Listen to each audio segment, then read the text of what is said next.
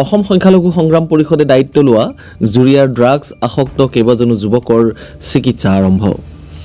নতুন পথেৰে ড্ৰাগছ আসক্ত যুৱকসকলক মূল খুঁটিলৈ ঘূৰাই অনাৰ প্ৰয়াস কৰাৰ আৰম্ভণিতে জুৰিয়াৰ অন্তৰ্গত কঁঠালগুটি গাঁও, লালুং গাঁও, ধিংবৰী পথাৰ, কদমনি পথাৰ আৰু তিনিচুকীয়া গাঁৱৰ প্ৰায় 10জনকৈ ড্ৰাগছ আসক্ত যুৱকক অসম সংখ্যালঘু সংগ্ৰাম পৰিষদৰ তৰফৰ পৰা ফুলাম গামোচাৰে আদৰণি জনাই তেওঁলোকৰ চিকিৎসাৰ দায়িত্ব লৈছিল সংখ্যালঘু সংগ্ৰাম পৰিষদে।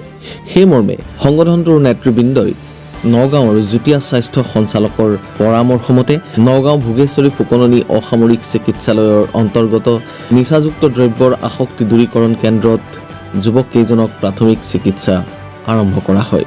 সংগঠনটোৰ নেতৃবৃন্দই লগতে জনায়, ড্ৰাগছ সেৱন কৰা যুৱকসকলৰ পৰিয়ালে অসম সংখ্যালঘু সংগ্ৰাম পৰিষদৰ সৈতে যোগাযোগ কৰিলে তেওঁলোকৰো চিকিৎসাৰ ব্যৱস্থা কৰা হ'ব। হয়, আজি আমি অসম সংখ্যালঘু সংগ্ৰাম পৰিষদৰ কেন্দ্ৰীয় কমিটিৰ সন্মানীয় কাৰ্যকৰী সভাপতি আবু বকৰ ছিদ্দিক ডাঙৰীয়াৰ নেতৃত্বত আপোনালোকে গম পাই যোৱা কেইদিন ধৰি আমি এক অন্য পদক্ষেপেৰে আমি সংখ্যালঘু সংগ্ৰাম পৰিষদে ড্ৰাগছ আসক্তসকলক ড্ৰাগছৰ পৰা আমি আঁতৰাই আনিবলৈ আমি এটা পদক্ষেপ গ্ৰহণ কৰিছিলোঁ আৰু আমাৰ কেন্দ্ৰীয় কাৰ্যকৰী সভাপতি আবু বকৰ ছিদ্দিক ডাঙৰীয়াই এটা আশ্বাস দিছিল যে তেওঁলোকৰ সম্পূৰ্ণৰূপে চিকিৎসাৰ ব্যৱস্থা কৰা হ'ব।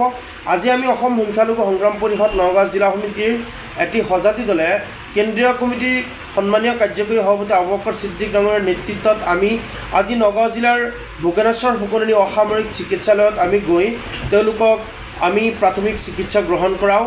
লগতে তেওঁলোকৰ পৰিয়ালত যদি কাৰোবাৰ অসুবিধা আছে সেইখিনিও আমাৰ সংগ্ৰাম পৰিষদৰ কাৰ্যকৰী সভাপতিগৰাকীয়ে তেওঁলোকক ঘৰৰ অসুবিধাবোৰো চাইছে।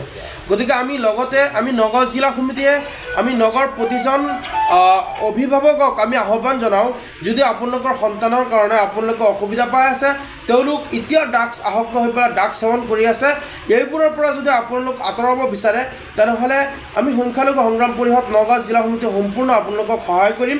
আপোনালোকে আমাৰ লগত যোগাযোগ কৰিবলৈ আমাৰ নাম্বাৰ দিম, আপোনালোকে যোগাযোগ কৰিব। আমি বিচাৰোঁ আমাৰ এই অসমখনত ড্ৰাগছমুক্ত অসম হওক আৰু ড্ৰাগছমুক্ত আমাৰ নগাঁও কৰিবলৈ আমি সংখ্যালঘু সংগ্ৰাম পৰিষদ নগাঁও জিলা সমিতিয়ে সদায় আপোনালোকৰ কাষত থাকিম। গতিকে আপোনালোকক অনুৰোধ জনাইছোঁ, আহক আমি আপোনালোকক নিশ্চয় সহায় কৰিম। আমি একেলগে সমাজখনক পৰিৱৰ্তন কৰি আমি আগন্তুক এক পোহৰ সমাজ গঢ়ি তুলিবলৈ আমি সকলো দৃঢ় সংকল্পবদ্ধ হওঁ।